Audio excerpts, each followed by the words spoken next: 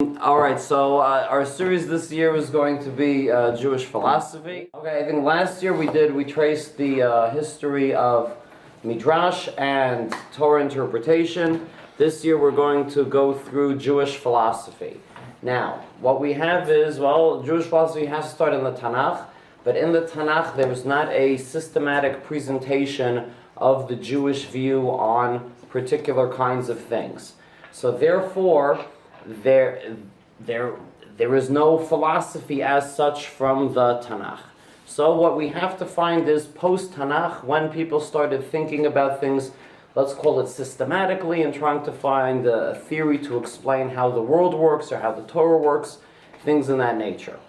Now, even in the Gemara, the ideas that are presented in the Gemara are in a very non-systematic way. So the first books that people generally talk about as being Jewish philosophy books are really, classically, it's Rav Gaon, who wrote Emunot V'Deot in the 900s.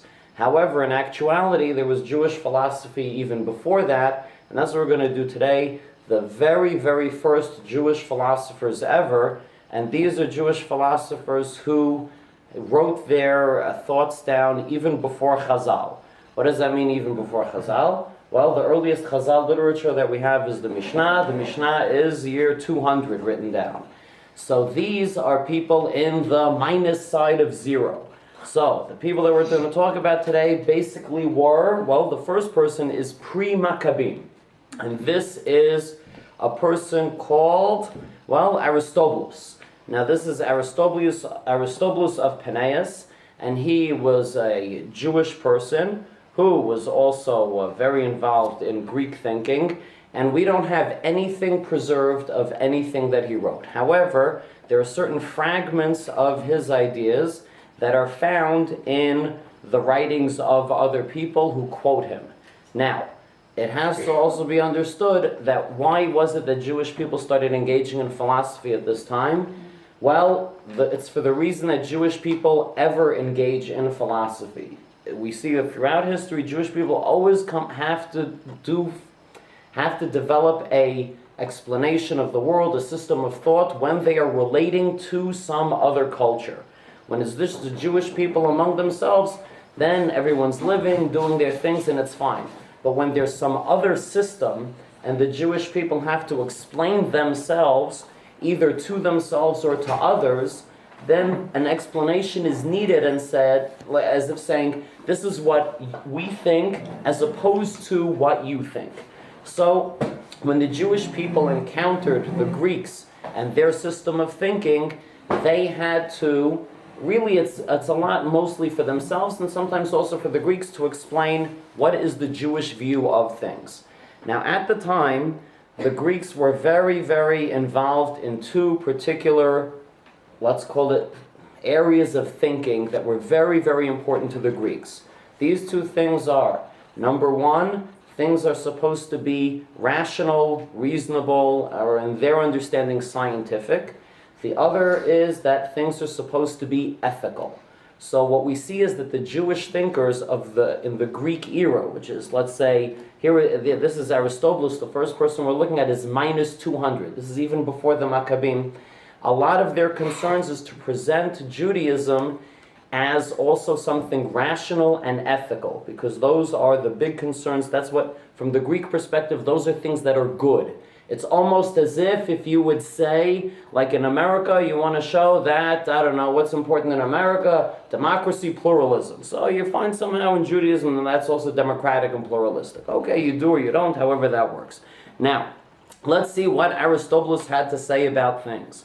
The first fragment that we're going to see is when Aristobulus is going to talk about God's hands. All right, so look what he says. Now this is all originally in Greek, so I have it in English. Okay, Moses indicates in the law when he speaks, God brought you out of Egypt with a mighty hand, and he says, I will send forth my hand and I will strike the Egyptians. Okay, very good. He speaks, behold, the hand of the Lord shall be upon your cattle, and a great death be upon all that is in the field. He says, it is necessary that the hands be explained as the power of God. For it is possible for people speaking metaphorically to consider that the entire strength of human beings and their active powers are in their hands. Very nice. So here you have, and I think this is the very, very first expression in the history of Judaism of a person who is saying that when the Torah talks about God having a body, what it really means is this anthropomorphic terminology, but it's not that God really has hands. I'm sure this was always understood this way, but for someone to actually put it down, this is the earliest person we have speaking in this manner. Very good. And now let's see something a little bit further. Now he talks about God speaking. He says, it is necessary to take the divine voice not as a spoken word. Okay. Now he says, look, the same way when it says that God has hands, it doesn't really have hands, so too a voice, he says, is a physical thing. It's, Sharon, right? It's made out of, I don't know what, your windpipe and things coming out. Very good. So he says, the voice of God is not a spoken word. What is it? He says, it is the establishment of things. Just so as Moses called the whole genesis of the world, words of God in our law, in the Torah, he says, and God spoke and it came to pass. What he's saying is that when it says in the Torah that God speaks, it's not that God actually is speaking, but that God is, let's call it, making things happen. And it's written in this terminology of speaking.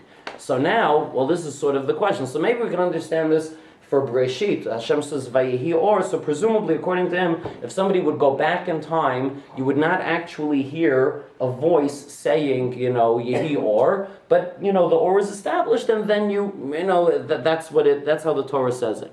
Now, what's interesting is that a lot of these ideas we're going to see later on in the Rambam. The Rambam is famous for saying that God is, it's all metaphors about God's hands and things like this. And let's see what the Rambam says about the voice of God. This is the Rambam in Chelek Rishon 65 Samechei. He says that Dibur ve'amira, it could have a few explanations. Number one, it could be talking. Number two, it could be ha'inyan ha'mitztayer basechel. In other words, something that you are thinking, belishi yadubar, without actually talking. Like when it says in the Torah, Amarti ani bilibi, I said in my heart. No one is saying anything, but it's like thinking, let's call it. And the third explanation of speaking, he says, is sometimes it's used for haratzon, a will. Where it says, Vayomer lahakot et David. Right? Shaul, it's not that he said to hit David, but he, wanted to hit David. And it says, the Torah, or the Tanakh uses the term Vayomer. You say, Halehargeni ata omer. It's not, are you saying that you want to kill me, but are you trying to kill me? Is that expression of your will? Therefore, the Rambam writes that whenever we talk about Hashem, it's only the second or third interpretation of what Vayomer is. Meaning, it's not actual talking, it's either thinking or willing. So this is the idea. Now, I don't know if normal people think this way when they read the Chumash, that when it says Vayomer Hashem, there's not actually a voice. But that's exactly what the Rambam says. He says, Lo shehu yit'aleh diber be'otot, that's his way of saying otiot, ve'kol. God does not speak with words and a voice. So when we say that people heard God speaking, it's basically what the Rambam is saying is that it's a sort of information from God goes into their brain. It's ha'inyan hamuvan me'et Hashem, something that is understood from God. All right, now this is either, shocking or not shocking, but we see from here that this is sort of a logical permutation of the whole idea of God not having a body and physical manifestations. Very nice. Now, let's see. Now there's another classic thing that has to be dealt with, and Aristobulus deals with this as well, which is, what does it mean when it says that Hashem rested on Shabbat? Because if there's no physical, God doesn't get tired, what does that mean? He says, it is plainly said by our legislation that God rested on the seventh day. This does not mean that God no longer does anything. It means that after he finished ordering all things, he so orders them for all time. So there's no concept of rest. It's a concept of establishing something forever, sort of to go to a degree by itself. And this is also something that we find in the Rambam in Moreh Nevuchim. And the Rambam talks about this as well. He says over here, he says, it's funny because he connects it a little bit sort of like Aristobulus. He talked about speaking and resting, and the Rambam says, Kevan shu shalaha amira, the same way amira, speaking, is a borrowed term to describe God's will, hushalala hashvita. So too, the idea of resting is a borrowed term used for God, and what does it refer to? Hahefsek min hadibor, nikra shvita. Stopping to speak is called resting. Now, but the Rambam's version of speaking is not actually speaking, but it is willing to do things. So it's, stopping to make things be created.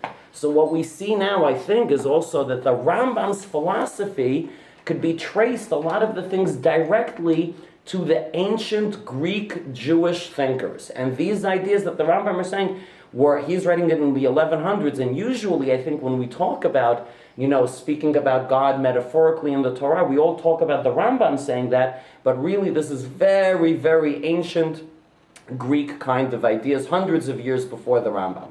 Now, Aristobulus also has another fun and exciting idea that really made a very, very lasting impression when he wants to speak about where Greek philosophy came from. And he writes like this, and he says that all of the ideas of the Greek philosophers, it says, he gives an example, Pythagoras. He transferred many of our doctrines and integrated them into his own system of beliefs. In other words, he's saying that the Greek philosophers in some fashion draw upon Torah wisdom. And this is kind of it's also a justification to study Greek philosophy, but it's also this idea of saying, hey, we Jewish people, we're really behind all the things that you're saying as well. And this is such a popular idea that you even find in the Ramah, who wrote on the Shulchan Aruch, but the Ramah also has a philosophy book that people don't usually read called Torat HaOlah, and in Torat HaOlah, I'll just give you this little quote over here. He says, Ikar Chochmat Aristobulus, he says, this is Aristotelus. The main wisdom of Aristotle, Gnuva mi Chochmat Shlomo alav Shalom. It's all stolen from King Solomon. So here you have again an idea that's way, way back from the Greek times, and it's still being kicked around in the Ramah's time, in the 1500s. Very good. That was the earliest Jewish Greek philosopher ever in the world, Aristobulus, around minus 200. You see, his main concern is, the Torah speaking metaphorically about God. Now, the next character that we're going to deal with is Aristeas, or, I don't know, maybe you pronounce it Aristeas. Now, who is this person? This is another exciting person from around the same era, and he tells a story in the letter of Aristeas, where he tells the story of how the Torah got translated into Greek. Now, we usually know this story from the Gemara. The Gemara talks about it in Megillah, but this is hundreds of years before he tells the story. What's exciting about this, well, he goes on and on about it, and he even lists the names of the people that translated the Torah into Greek. So if you're interested in doing that, and then you think, well, is this, I don't know. I'll just tell you that in this list, we have, I think, the name Zechariah appears 3 times. So my feeling is that if someone created a completely fictional list, they wouldn't, have repeating names, I think. But here you go. There's a guy called Joseph, Zechariah, John, Dacus, I don't know, all these guys. Ananias, a lot of people. These are the guys. There's even a guy here called Jesus. Okay, there you go. There's names. People have names like this. Shimon Levi. He says there were 72 people that were chosen. Why 72? 6 from each Shevet. Now, I don't know, did they still have Shvatim? Well, whatever. This book, it's not clear how historical it is, but this is the letter of Aristeas. Now, what does he do? What is the philosophical part of this? The philosophical part is where he talks about the Kohen Gadol Elazar. Elazar was the Kohen Gadol, and he was involved in translating the Torah into Greek. And there's a part over here where he talks about people, the Jewish delegation is asking Elazar certain questions about Jewish belief and Jewish thought, and basically it's sort of like philosophical questions. And what he's going to deal with is as follows.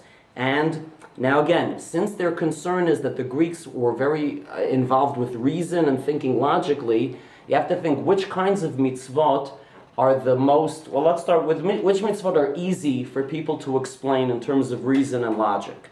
For example, honor your parents. Honoring your parents. So that's a classic. Yes, all these things. Kill, what? Don't kill. Don't kill, don't steal. Very good. Now, what kind of mitzvot then are going to be very, very difficult to, make sound reasonable to a non-Jewish kind of an audience?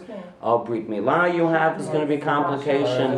Shatnez, kasha, absolutely. And you see that these things come up over and over. And the issue that he deals with is kashrut. And he's going to say like this. He says, this is what we asked him, and what we want to say is, it is my opinion that mankind as a whole shows a certain amount of concern for the parts of their legislation concerning meats and milk and beasts considered to be unclean. Why? Since there is one creation only, some things are considered unclean for eating, others for touching, legislation being scrupulous in most matters, but in these especially so. In other words, why is there kashrut? But you see what's interesting is, where did he come from? Since there is one creation only. This is an idea that at this time, what was the major apikorsut that people were dealing with, which is the idea that we call the Gnostic idea. The Gnostic idea is that there are basically two gods. There is one God who is beyond this world and doesn't involve himself in the world. And then there's another God who kind of takes care of the world. And it's like a two-God system. And therefore, what all the thinkers at the time were trying to push was, no, it can't be a two-God system, it's a one-God system. And it's sort of the second God in Gnostic thought that is responsible for evil and all those things. But, the real sort of upper God, he's not involved in anything bad. That's kind of their idea. That's why they want to stress it can't be that there's like good food and evil food, because it all comes from the same place. So let's see how he explains how it works. So he says as follows. In general, everything is constituted in regard to natural reasoning. He says it's all logical. Well, what is the logic? Let us look over here, and he's going to start with explaining birds. The birds which we use are all domesticated and of exceptional cleanliness. Their food consists of wheat, birds like pigeons, partridges, and geese. Very good. As for the birds which are forbidden, you will find the carnivorous kinds, and the rest which dominate by their own strength, and who find their food at the expense of the domesticated birds, which is an injustice. So basically there are the good guy birds and the bad guy birds. He says they also seize lambs and kids and outrage human beings, dead or alive, right? They eat dead bodies sometimes. By calling them impure, the Torah indicated that it is the solemn binding duty of those for whom the legislation has been established to practice righteousness and not to lord it over anyone in reliance upon their own strength, nor to deprive them of anything, but to govern their lives righteously. So his understanding is that the kashrut ideas have a kind of a moral message behind them, and that's the message. So here with the birds, it is that you shouldn't be mean to other people. Very good. Now, what about other animals? Well, now he says, here we go, the cloven hoof. Animals that have split hooves. What is that about? The separation of the claws of the hoof is a sign of setting apart each of our actions for good, because the strength of the whole body with its action rests upon the shoulders and the legs. The symbolism conveyed by these compels us to make a distinction in the performance of all our acts with righteousness as our aim. In other words, the split hoof is a symbol of the two paths in life that a person can take, the good path or the evil path, and that we are supposed to pick the good path. Then he says, what about chewing cud? Well, he says chewing cud works like this. You know what it is? It's sort of like in English. What do we call it when you chew cud in English? Well, what the class of animals? Masticate is to chew, yeah? But I think the ruminants, yes? Okay. Now, what does ruminate also mean in English? And that's what he says. He says, very good. He says, the idea is The ruminants express the phenomenon of memory. Rumination is nothing but the recalling of life. Life being, so he says, to think about things over and over and study them, that is the message of chewing cud. Very good. So, what? Right? Yes. So you have this kind of a thing. So here we have that the mitzvot, at least these mitzvot that he deals with, are all symbols of some sort of ethical conduct. And he says, I gave a brief resume of these matters, indicating that all the regulations have been made with righteousness in mind, and no ordinances have been made in Scripture without purpose or fancifully. All of them are to teach us that in our lives we should practice justice in our acts, remembering the all-sovereign God. Very nice. So this is an interesting kind of an approach, and this is what you will find really throughout all the Greek thinkers, that not only do they explain Hashem metaphorically, that all the actions of Hashem are metaphors, but even the mitzvot are metaphors for some kind of a, certain kind of a behavior. And this is now going to bring us to our friend Philo. Now Philo is really the most famous of the Pre-Chazal Greek Jewish thinkers. And he lived from basically 20 into about 50. And he even talks about visiting the Beit HaMikdash and things like this. And he has very, very similar ideas. So first, let's look at the ideas that he says similar to what we've seen already. And here we have to look in the works of Philo. There's a ton of stuff that Philo wrote. Now first, I'll tell you what, let's start like this by saying that Philo in general was a Jewish guy, and he seems to be even a frum person. He talks about mitzvot and all of this, but he did not ever get incorporated into the normative, let's call it, line of Jewish thinkers. Meaning you never have the Rambam or of Saadia Gaon quoting Philo. There's no such thing like that. The way that Philo re-entered Jewish discourse is through the writings of Azaria de Rossi in the 1500s. Now, Rav Azaria de Rossi, he was Italian, and the Italians in the 1500s were somewhat open-minded to a lot of things, and he was well-versed in Greek and Latin and all of these classics, and he brings in Philo, who he likes to call by a Hebrew name called Yedidyah, right? Because Philo is like the lover of God, so this is Yedidyah. Now, he has four things that he says critically about Philo. And these are generally given as the reasons why Philo didn't make it into normative Jewish thinking. Reason number one is that Philo always quotes from the Septuagint, from the Greek translation of the Torah, rather than from the original. So that already, let's say, doesn't look frum. Right? Like if there's someone in shul and gives a drasha and says, and Jacob said, you're thinking, come on, it's Yaakov, or Moses, it's Moshe. It already doesn't look from. So that's sort of a critique. But then on the other hand, he gives a justification. He says, yeah, but on the other hand, Philo was writing in Greek to a Greek audience. So I guess it makes sense to use the Greek translation the same way if you're writing in English, Sefer on Chumash, you write things in English. Okay. The other is that he writes, Philo, there's a problem with Philo because Philo believed in what we call primordial matter, meaning that there was a belief that, how we have this idea of yesh ma'ayin, that Hashem created everything from nothing. Well, there was an idea that was very popular among the Greeks, which is that there was, the same way God always was, there also was some kind of matter that always was. And we can say that, sometimes people say that God is coeval, like there's nothing that comes, how we say there's nothing that comes before God? Fair. But what he's saying is there's something that is at the same time as. And this is this original matter, and it's from this original matter that the world was created. Azaria de Rossi says that this is a complicated idea because we like to say yesh ma'ayin, and this is one of the reasons that people didn't like Philo. Although, if you look in the very beginning of Bereshit, you can sort of understand things that way, right? It says that there was, right, Ruach Hashem is merachefet al pnei tehom, so there seems to be like stuff even before, the actual creation phrases. So, and even the Rambam writes, here, the Rambam writes this in Moreh Nevuchim, and he has this idea where he talks about this kind of a belief, and the Rambam writes as follows.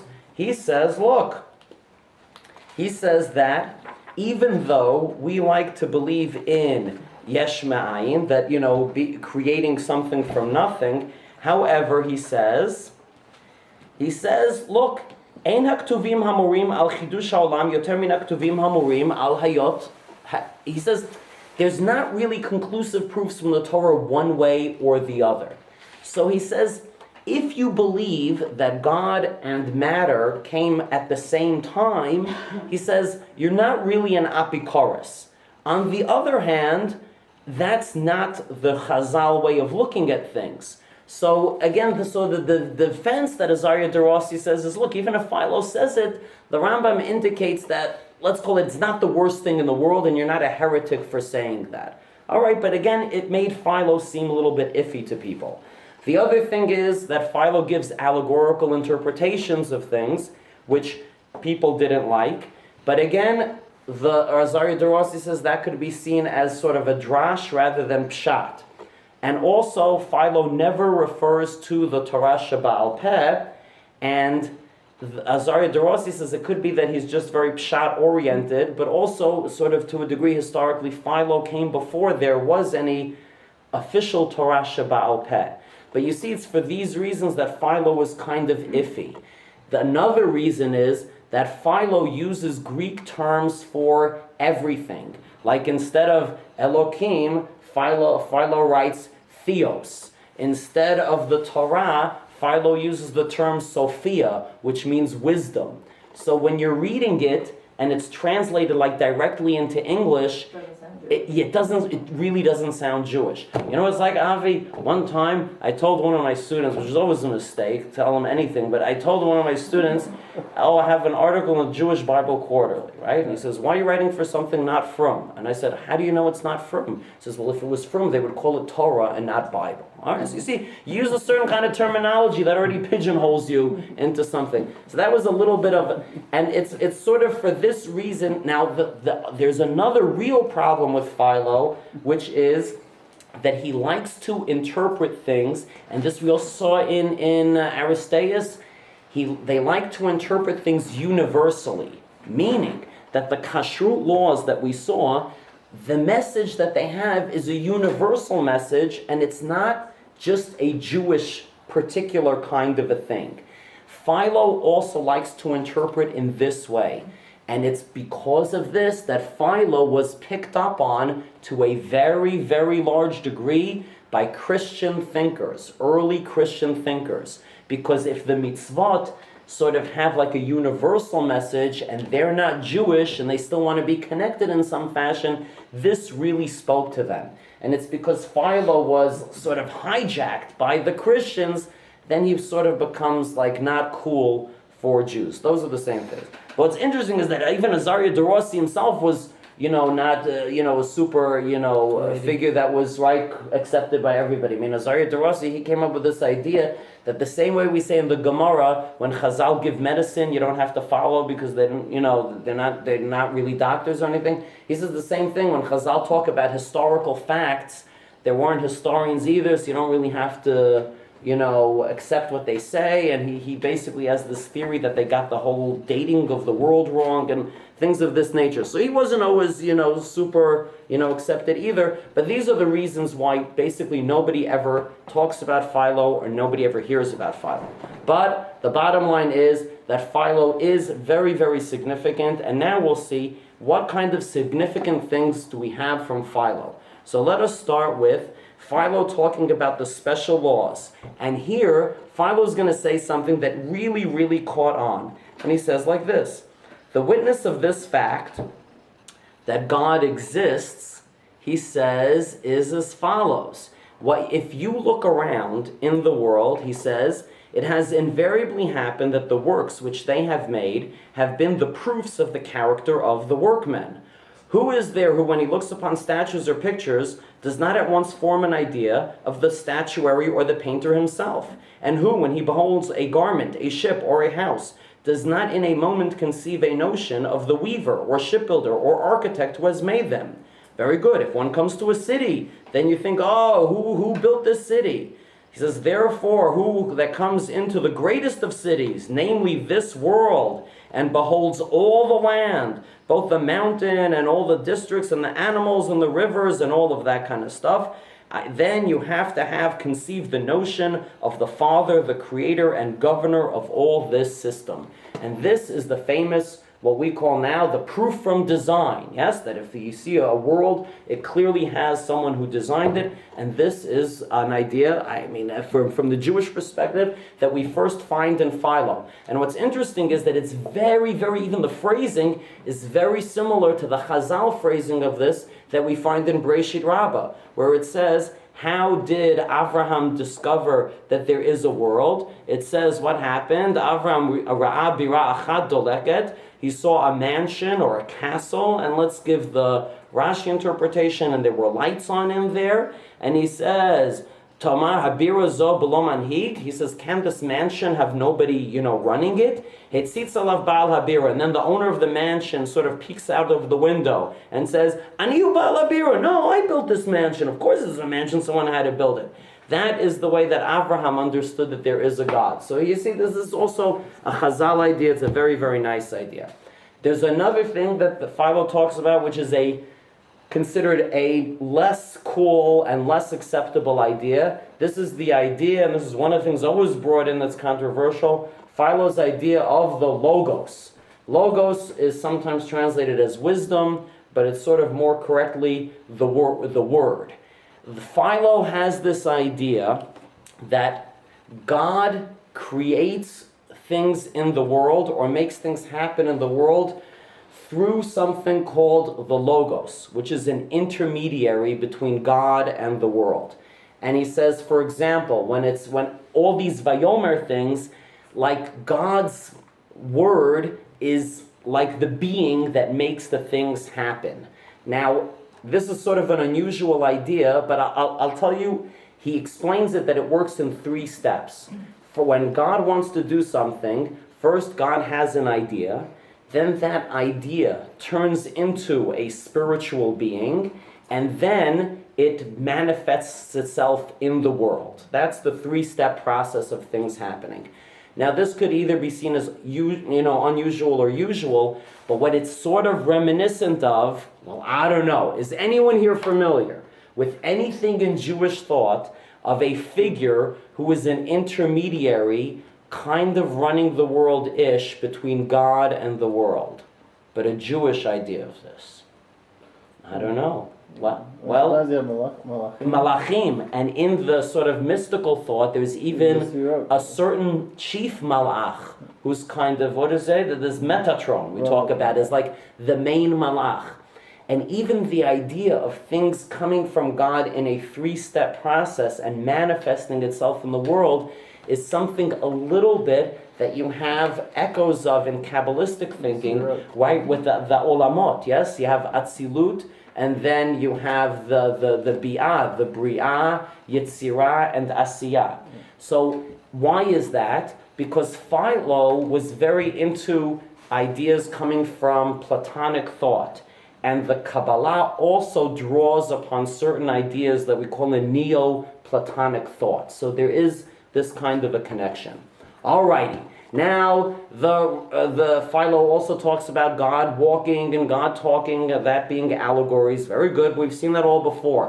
But now comes even something more super exciting. He talks about the mitzvot being allegories. That's great too.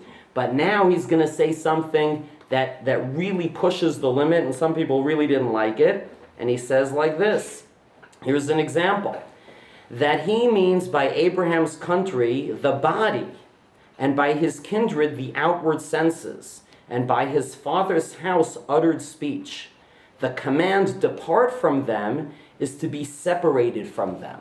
So he interprets also the stories, the narrative part of the Torah, that He says that they happened historically, but they're also written in a way that's like a symbolic representation. And he says, Avraham Lech Lecha is leaving Gashmiut. The world you came from is Gashmiut, and go to Ruchniut. Be separated from them according to your essence. Okay. And similarly, he has an idea of Yetziat Mitzrayim. Yetziat Mitzrayim works in kind of a similar way. He says as follows, well, let's look here. This is on 267. And he writes over here, here we go, he says, this too, when we leave Egypt, that is to say, the whole of the district connected to the body, being anxious to unlearn our subjugation to the passions. It's the avdut to our tavot, and that is getting out of Mitzrayim.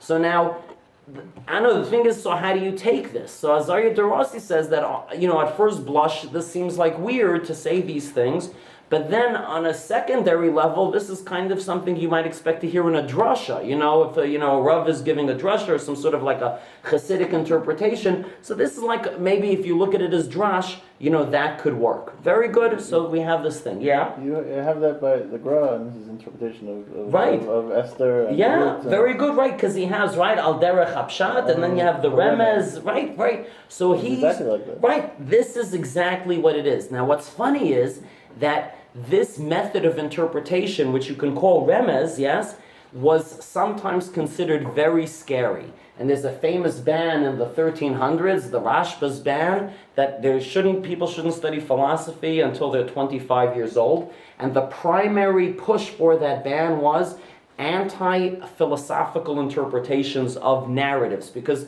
they were afraid that it would get pushed to when people explained that the whole Torah is an allegory and does not represent also historical things that actually happened. Very good. And then he gives I'll give you another example. Yaakov. When Yaakov is wrestling with an angel, what does that mean? He says it's a person who is wrestling with his sort of ta'avot. Yes? And he like a gymnastic trainer, and who invites him to the gymnasia and stands firmly, compels him to wrestle with him. This is like the Yetzer Hara within you that you have to fight against, and it makes you stronger and stronger. And then at the end, when you defeat him, he crowns him with the garland of victory. But this garland has a singular, he says this is a very special kind of a thing to win it. However, but then at the end, Yaakov is also limping, right? What does that mean? That at the end of this whole thing, Yaakov is not egotistical, and he walks, he still retains his humility. So he has these things basically throughout all of the stories in the Torah. Now, let us look now at his interpretations of things having to do with mitzvot, and like these classic things. Well, like kashrut is one of, again, his main issues. And if we look over here, now he's going to talk about fish. He says, why is it that kosher fish have fins and scales? What does that mean? He says, because if an animal doesn't have fins or scales, or even one of these two, they are sucked down by the current. They are not able to resist the force of the stream. But those which have both of these characteristics can stem the water and oppose it in front and strive against it as against an adversary and struggle with invincible goodwill and courage, so that if they are pushed, they push in their turn. If they are pursued, they turn upon their foe and pursue it in turn, making themselves broad roads in a pathless district. Very nice. So he says, these are symbols. One is a soul devoted to pleasure that is sucked along in a current. The other is a person who is the road to temperance is uphill and laborious, but it is more advantageous. One leads men downwards and one leads people upwards. So this is a kind of a nice idea, But again, the problem with this is if you want to say, wait a second, so this means that as long as I don't cave into peer pressure, I could eat like an eel or whatever I want to eat, and you don't want to get to that kind of a point. But it's a sort of a nice thing. Now, and he likes to go through everything that doesn't seem sort of logical or reasonable, or why this is the way it is. Here's another one. Tashlumei arba v'chamisha. Okay, so if somebody steals and shechts a sheep or an ox, right? You have tashlumei arba v'chamisha. Now, so why do you pay arba? What do you have is arba for the sheep and chamisha for the cow, yes? Why do you pay arba v'chamisha? What is the classic Chazal reason for that? Why is there a difference? Oh, because when you carry the sheep, it's degrading a little bit, so you get a little bit off because you were shamed. Very nice. So look what he says. Also, you see, it's the same kind of a concern to explain why this is the way it is. He says like this, because the sheep gives 4 kinds of tribute. There are 4 things that we get from sheep. What do we get from sheep? Milk and cheese, even though you think maybe cheese and milk should be the same. Okay, milk and cheese, and fleece, and it makes new lambs. So it gives you 4 things. So when you shech the guy's sheep, you got to pay back 4 things. What about a cow? An ox furnishes 5 things. He gives also, cows give milk and cheese and offspring, but they don't give fleece, but they also do plowing and they do threshing. And that's the 5 over here. All right, so that's sort of a nice thing, maybe. Oh, and here's also, what do we say? What are the things that you're not allowed to bring on the Mizbeach? What are the 2 things that are usher to bring to the Beit HaMikdash? Bread. Oh, chametz, very good. You can't have chametz, and what else can't you have? Honey. Chametz and honey. Why chametz and honey? So look what he says. Here he goes about writing about the special laws. The leaven, the chametz, which is forbidden on account of the rising which it causes. This prohibition having a figurative meaning imitating that one who comes to the altar ought not to allow himself to be puffed up.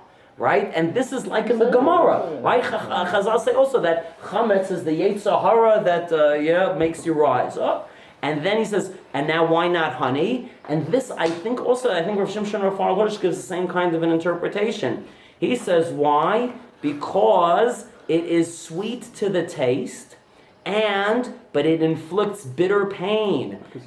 Right? Well, I think when you eat too much of it, yes? Okay, so he says, therefore, this is something that is going to show you that, not to pursue the things that are like super sweet and like that look good on the outside and, the taivas of the world is like one of these main things that he is, involved with.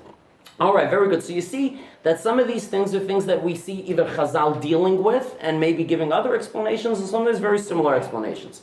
Now, there's one other thing that I think is supremely important about Philo, because he is the first person, the first Jew in the history of the world to mention this idea. Now, what's important also is that this is an idea that is not found in the Gemara at all, but it's found in Jewish thinking after the Gemara.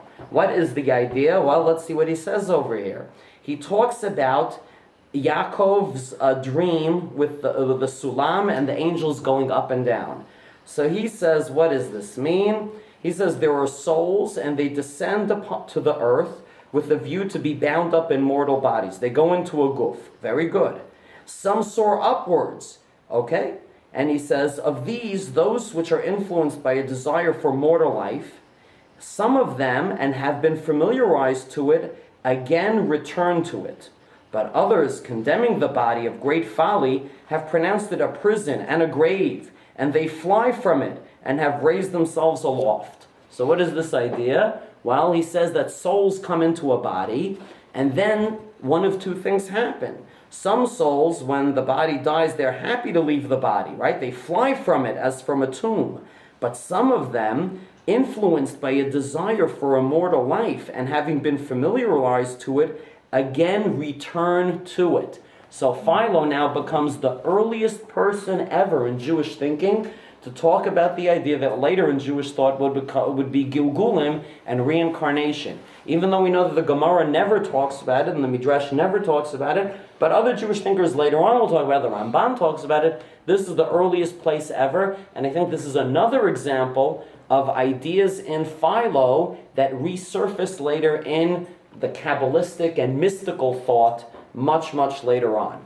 So now, is he saying that if your soul wants to go back to the body, only then do you have a Gilgul? That's what Otherwise your soul he's saying. is It's a kind of soul that sort of got used to the Gashmius world and wants to come back. Yeah, it's a funny thing because that's not the way that Gilgulim were interpreted later on, because the Gilgulim were interpreted later on as, to finish things, or sometimes as a punishment, a tikkun, or something like that. Where does he get it from? Where's he getting this from? Where does he get it from? It's understood that this was also something kicking around in Platonic thought also, this kind of an idea. But he has this idea which Chazal don't like, which is that the neshama can be affected, right? We like to think that the neshama is pure. Here is some of these neshamas could move over to the Gashmi side, and that's sort of not a cool kind of a thing.